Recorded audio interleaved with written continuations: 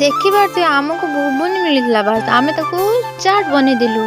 ତ ହେଲୋ ହେ ସାଙ୍ଗମାନେ, ମୁଁ ଆପଣମାନଙ୍କର ଗେଲୁନ୍। ତ ଆସିଗଲି ଆଉ ଗୋଟେ ଛୋଟ ମିନି ବ୍ଲଗ୍ରେ।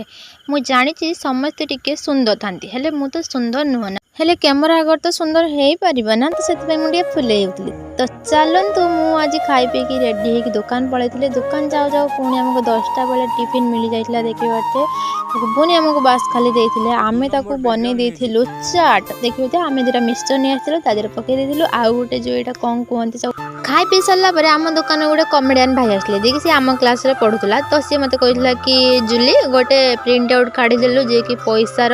ମୁଁ କମେଡ଼ି ଭିଡ଼ିଓ ଯେହେତୁ କରିଛି ତ ମୁଁ ତାର କାଢ଼ି ଦେଇଥିଲି ଭଲ ଭାବରେ। ଦେଖୁନାହାନ୍ତି, ଏଇଟା ପୁରା ରିଏଲି ପଇସା ଭଳିଆ ଲାଗୁଥିଲା। ତାପରେ ଏତେ ସାରା କାମ ସରିଛି ଆମକୁ ଟିକେ ଗରମ ତ ବହୁତ ହେଉଛି ନା ଏବେ। ତ ଆଇସ୍କ୍ରିମ୍ ବାଲା ଗୋଟେ ଆସିଲା, ତାକୁ ଖାଇକି ଆମେ ଜମି କଥା ହେଉଥିଲୁ ଦୁଇ ଜଣ ବସି। ତାପରେ ମୁଁ ପଳେଇ ଆସିଥିଲି ଦେଇପରେ ଘରକୁ।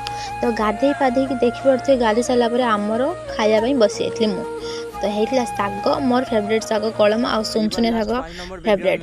ତ ତାକୁ ଖାଇ ଦେଇଥିଲି, ଖାଇଦେଇ ଶୋଇପଡ଼ି ପୁଣି ଦୋକାନ ପଡ଼ିଲି। ସନ୍ଧ୍ୟା ବେଳେ ମୋତେ ମିଳିଯାଇଥିଲା ଚକୋଲେଟ୍ ଗୋଟେ ଝିଅ ଆସିଥିଲା, ମୋତେ କହିଥିଲା କି ଦିଦି ମୋତେ ଇନଷ୍ଟା ଆଇଡ଼ି ଟିକେ ଲକ୍ ପଡ଼ିଯାଇଛି ଖୋଲିଦେଲ। ମୁଁ ତାକୁ ଖୋଲିଦେଇଥିଲି ବୋଲି ମୁଁ ତାକୁ ମନା କଲି କିଛି ଦେନା, ସେ କହୁଥିଲା ପଇସା ନେବ ବୋଲି। ନାଇଁ କିଛି ପଇସା ଦରକାର ନାହିଁ, ସେ ଆଣିକି ମୋତେ ଦେଇଥିଲା ଚକୋଲେଟ୍। ତାପରେ ତା ପରଦିନର ଭିଡ଼ିଓ ଏଇଟା, ଯେଉଁଦିନ ମୁଁ ଖାଇନଥିଲି ପଳେଇଥିଲି। ଦେଖୁନାହାନ୍ତି ମୁଁ ଆସିକି କେମିତି କୁରକୁରିକି ଅସୁରାଣୀ ଭଳିଆ ଗିଳି ହେଉଛି, କାହିଁକିନା ମୁଁ ଖାଇନଥିଲି ନା, ମୋତେ ବହୁତ ଭୋକ ଲାଗୁଥିଲା। ରହୁଛି, ଜୟ ଜଗନ୍ନାଥ। ଭିଡ଼ିଓ ଭଲ ଲାଗିଲେ ସବସ୍କ୍ରାଇବ୍ କରିଦେବେ।